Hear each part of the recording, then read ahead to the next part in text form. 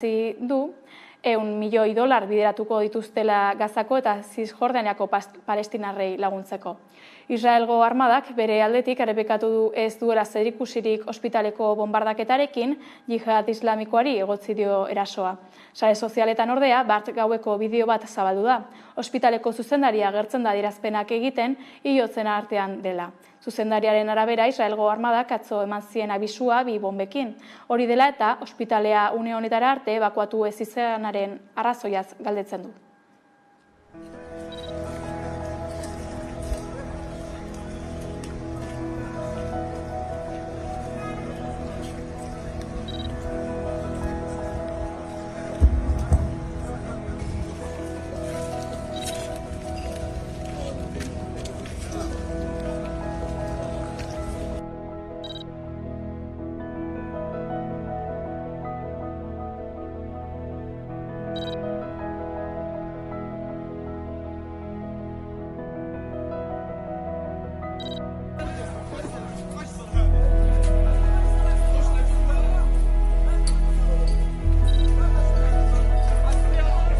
This is the responsibility of Islamic Jihad that killed innocents in the hospital in Gaza.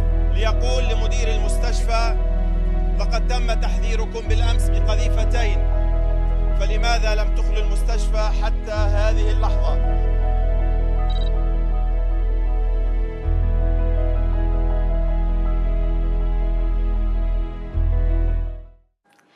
Egoera hala, Gernika Palestina ekinaldi herritarrak manifestazio nazionalera deitu du larunbaterako Donostian, Palestinari elkartasuna erakusteko. Deitzaileek jakinarazi dutenez, Gazako sarraskiak gelditzeko eta konponbide politikoa eskatzeko egingo dute manifestazioa. Arratsaldeko 5:30 abiatuko da Antiguako tuneletik.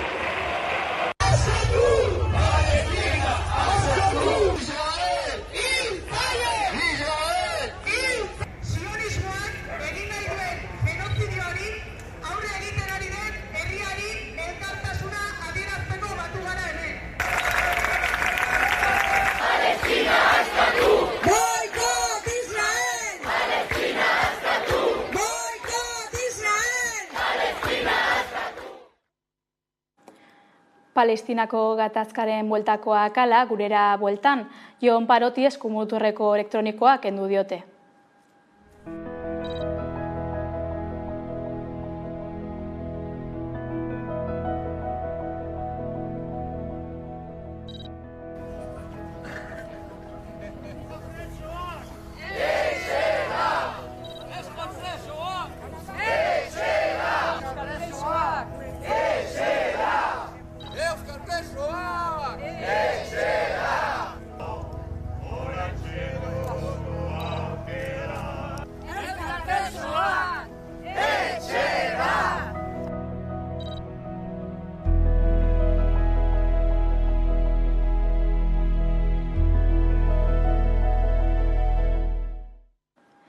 Gai zaldatuta berriz, gurasosek galdutako salaketak gogoratuz erantzun du Asensiok. Gipuzkoako iraunkortasuneko diputatuak esan du kontsortzioaren kudeaketa eredugarria dela, eta dudan jarri du bere aurkako ikerketarik dagoenik. Udane Arbeo.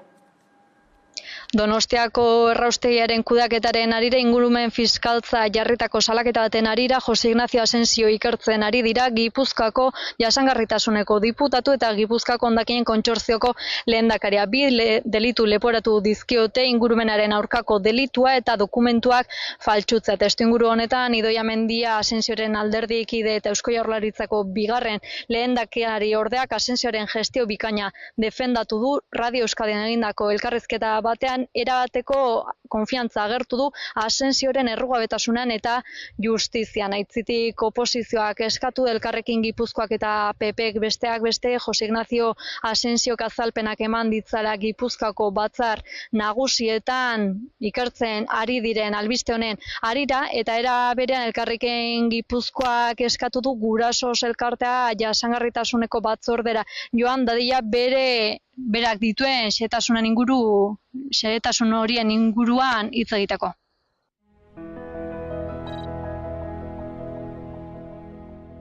Bueno, ez dugu besterik ezagutzen, ikusi behar dugu aurrena, noiz jasotzen dugu salaketa hori, ez dakigu zertaz dijoan, eta ikusiko dugu zer norabidea izango duen hori.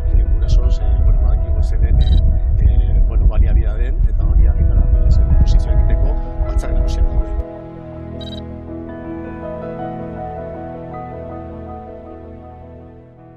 Non gelditzen da Eusko Jaurlaritzaren ingurumen saila, ze bere betebeharra, bere gizartearen bermea da funtzionatzea eta kontrolatzea olako jarduerak. Hori ez da gertatzen ari, eta ikusi beharko da, eta hori fiskalak berak esaten du, gure salaketaren ondoren, ikusi beharko da, ea susmoiek gauzatzen dien ikerketa sakondu egin beharko da, argitzeko ze ardurak eukidezaken Eusko Jaurlaritzako ingurumen sailak, ez ikustearena egitearen horretan. Lehen ikusi dugu Asensio esaten akatzak egon daitezkela, arazoak egon daitezkela, baina konpontzen dira eta listo aurrera. Karo, hor dago, koska, nola aurrera, agian ez.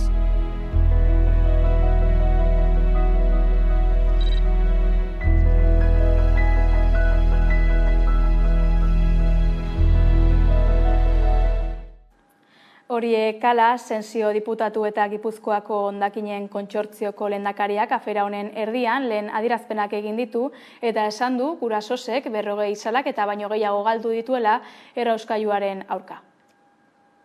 Gurasosek orain arte epaitegietan izandako ibilbideari erreparatuta erantzun dio Jose Ignacio Asensio diputatuak bera ikertzen ari direlako albisteari. Gurasosek 40 salaketa baino gehiago jarri dituela salatu du edo eta azpimarratu du Jose Ignacio Asensiok, eta horiek guztiak galdu dituela eta oraingoa ere galduko duela nabarmendu du. Asensio atzo bertan izan zen Zubietako instalazioetan eta bertan emandako adierazpenetan adierazi zuen lasai dagoela, naiz eta ikertzen ari diren, eta gogoratu behar dugu 2020an jarri zela martxan instalazioa, ordutik hainbat matxura izan dira bertan. Gurasosen arabera matxura horien ondorioz hondakin arriskutsuak sortu dira, baina Maikak Asensiori egindako elkarrizketa batean adierazi zigun matxurak izango direla, horiek konpondu egiten direla eta listo, entzun dezagun. Kudeaketa bermatuta dago. Matxura gertatuko dira, eta horrekin behar dena da, azkarre konpondu eta aurrera segi. Bada Joseba Belaustegi Gurasoseko kidea gurean izan dugu, eta adierazi digu hasieratik gaizki joan zen proiektua dela erraustegia. Gehituta pekatu horren ondorio dela orain bizitzen ari garena. Erne.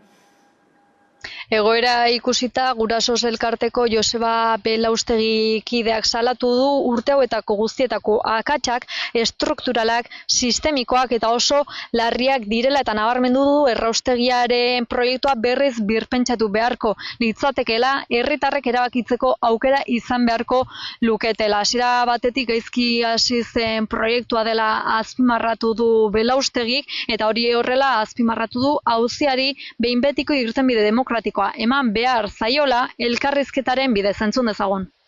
Hausnarketa bat egin beharko da, porque emandako akatzak orain arte estrukturalak, sistemikoak eta oso larriak dira.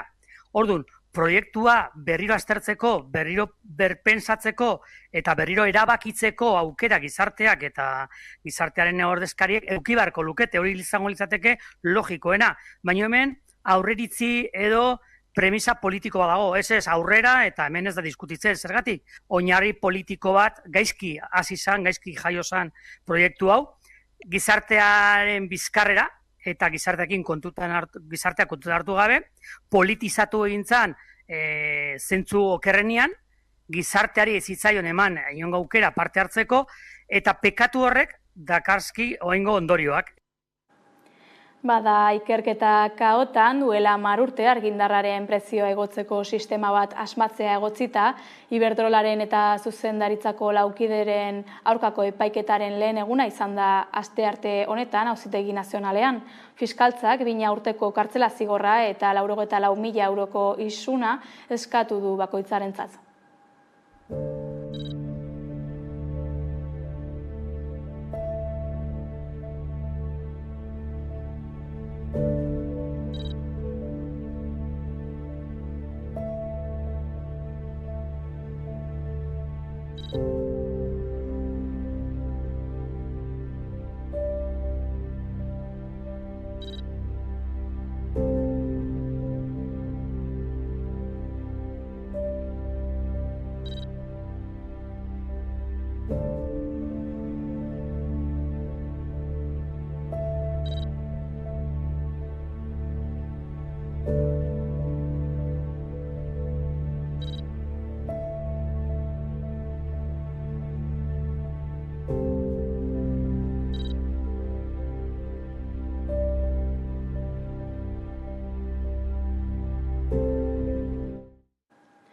Iruñean berriz, hiriburuko Gurutze plazako parkinaren obrak dira izpide berriro. 2 hilabete pasa dira herritarren protesten ostean parkinaren obrak gelditu zirenetik. Eta UPNeko udalak berriro martxan jarri nahi ditu obren inguruko gestio kaskarra herri galdeketa batekin ezkutatuz. Erne.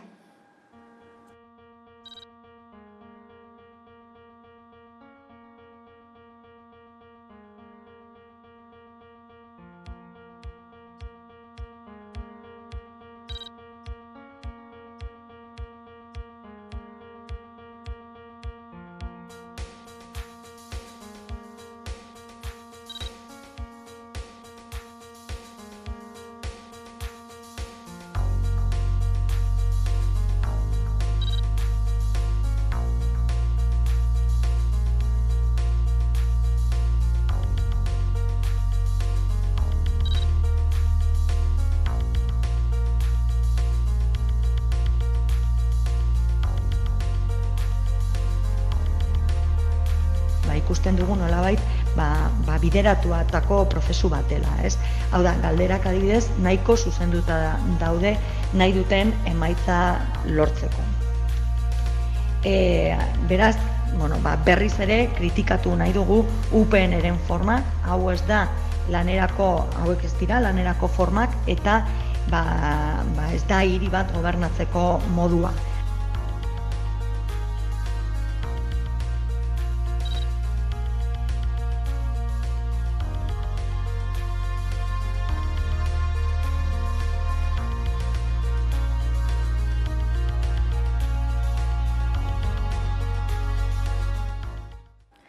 Eta albistegiarekin bukatu baino lehen, kultura arlora goaz. Daz jazz jazaldia dugu arratsaldean hasiko dena Gasteizen. Jazz musika publiko zabal batera eraman nahi duen jaialdiak 5 kontzertu eskainiko ditu gaur eta igandera bitartean. Adi jarraian xehetasunetara.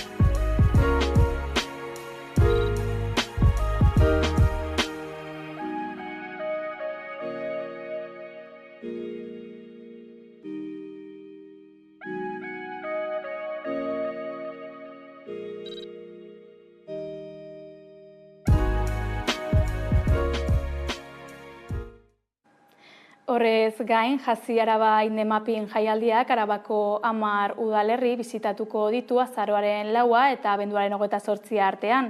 Lehen haurtzarora zuzendutako jaialdia da, 0 eta 6 urte bitarteko umentzat antzerki, dantza eta zinema ikuskizunak eskaintzen dituena. Ez galdu. Teatro Paraiso antzerkitaldeak Aziara Bainema-Pin jaialdiaren 3. edizioa aurkeztu du. Lehen haurtzarora zuzendutako jaialdia da, 0 eta 6 urte bitarteko umeentzat antzerki, dantza eta zinema ikuskizunak eskaintzen dituena. Aurtengo edizioak Arabako 10 udalerri bisitatuko ditu. Gasteizen Federico García Lorca antzokian egongo da nazioarteko antzerki jaialdiaren programazioarekin batera. Baita Vital Fundazioa kulturunean ere 4 eta 6 urte bitarteko umeentzat zuzendutako ikuskizunekin. Antolatzaileek aurrentzat konkretuki egindako ikuskizunen garrantzia azpimarratu dute. Ikuskizunak oso garrantzitsuak dira aurrentzat, zeren horrela emozioak sortzen dira eta gero emozio hori gestionatzeko ere kapazak izaten dira. Bai? Askotan txikiak garenean nolabait ez dago zerbait kultura edo artea txikientzako pentsatua, baina hori oso garrantzitsua da. Ze gizakientzako hasteko, bai, hasiera badau, oran hasteko beharra dugu bai kultura, bai sentimenduak, bai emozioak sortzeko guneak, bai, eta horretarako egiten dira jaialdi hauek. Jaialdiak Agurain, Amurrio, Aramaio, Dulantzi, Iruña Oka, Labastida, Laudio, Legutio eta Oionen ere egongo da azaroa eta abendua bitartean. Ordutegi eta sarrerei buruzko informazioa Teatro Paraiso taldearen webgunean kontsultatu daiteke. Azkenik, asteburura begira, EZK jaialdia antolatuko da larunbat honetan Sestaon. Hori dela eta Ibai Aristegi jaialdiaren antolatzaileetako batekin izan gara gaur. Larun batean, EZK Festivalaren jaialdiaren 2. edizioa izango da ezta.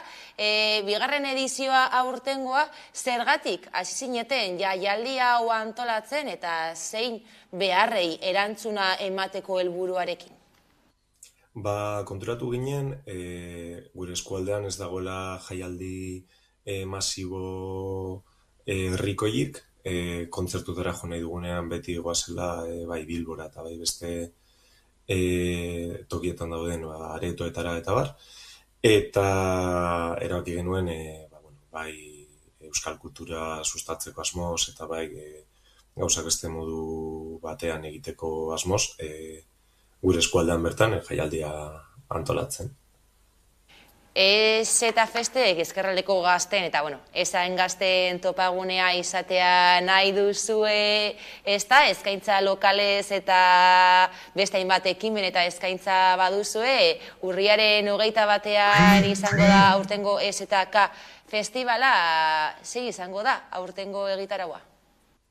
Kontzertuak izango dira guerdiko 12 goizeko ordu biak arte, 8 talde, 2 DJ, eta egun osoa bertan emateko aukera egongo da, janaria egongo da, edaria egongo da, eta kartela oparoa, mardula, Los Chicos del Maíz, Sua, Jofe, eta beste hainbat.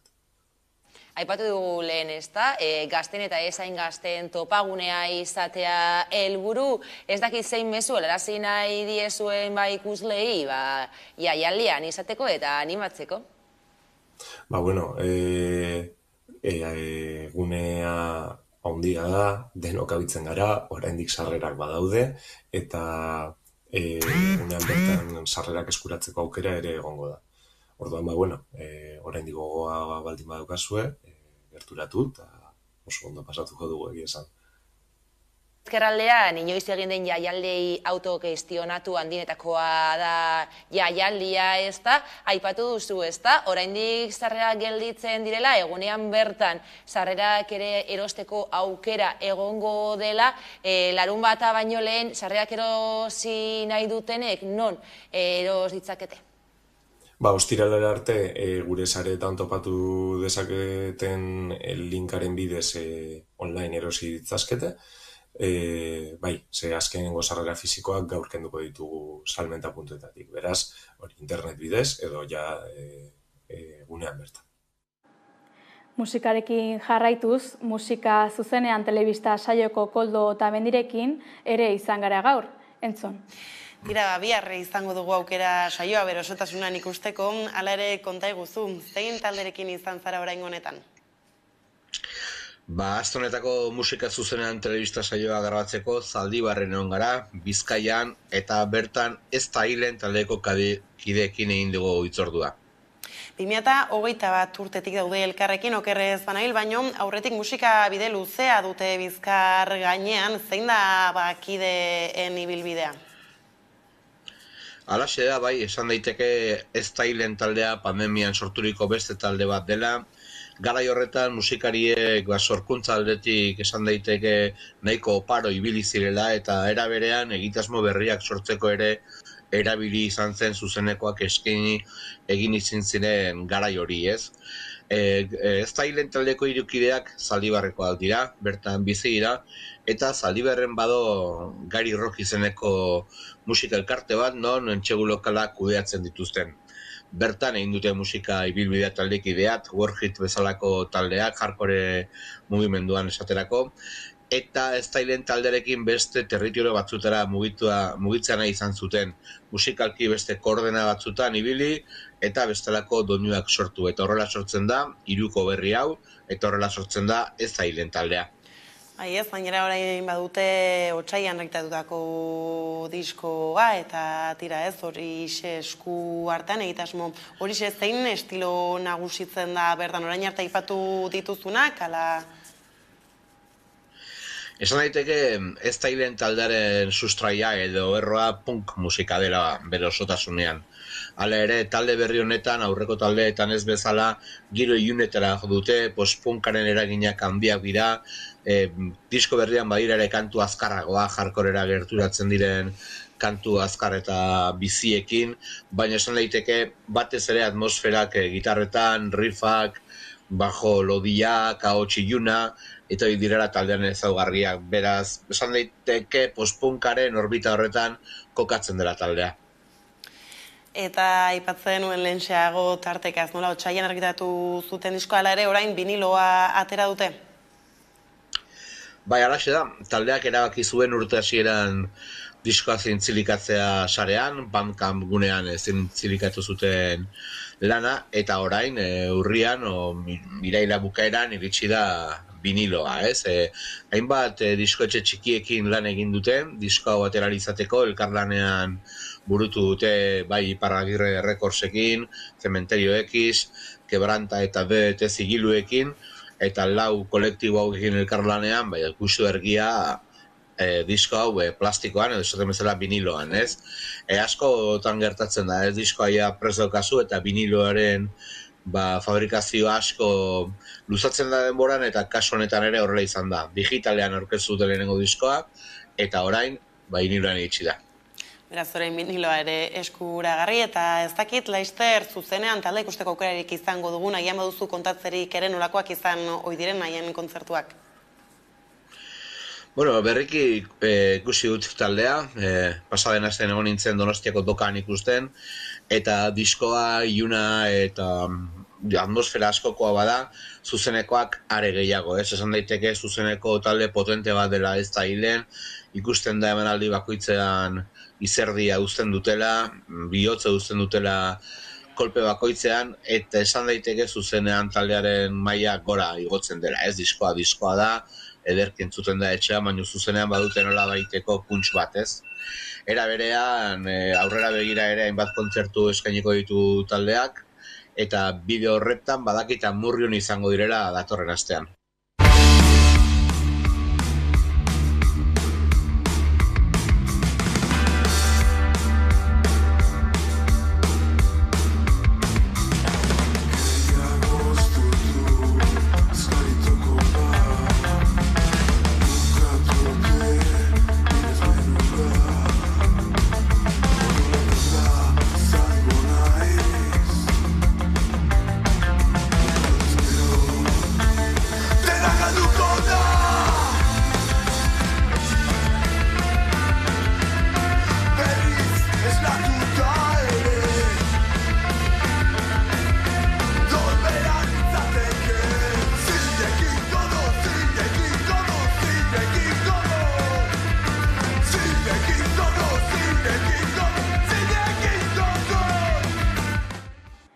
Eta honekin iritsi gara gurean gaur buletinaren Bukaerara, hauek izan dira gurean gaur jasotakoak, edo nola ere badakizue guztiak eta gehiago nahi duzuen aldiro 11.eus atarian. Mirua eta Malakia zen goiziltzen dira ametsak abestiarekin utziko zaituztegu. Ondo izan eta laster arte. Gutxinaka ilusioa itzaltzen da, alduguna egiten ari garenean, gure txanda galdu dugunean, nekea gain hartzen duenean, goiziltzen dira ametsak, hitzemandako promesa, pixkanaka hiltzen ditu, ohituraren babesa, goiziltzen dira ametsak, bide berrien aukera, poliki ondatzen ditu, egunerokoan presa, goiziltzen dira ametsak, goiziltzen dira ametsak, goiziltzen dira ametsak, goiziltzen dira ametsak, goiziltzen dira. Begirada jaikita zerura, bueltan zoaz abia puntura, berriro datorkizu burura, nunda desira zenuen ura, ilura, ilura, ilura, ilura. Haren hautsak entzun duzuta, izandako arekin naztuta, berriro datorkizu burura, desegindako ilura, ilura, ilura, ilura.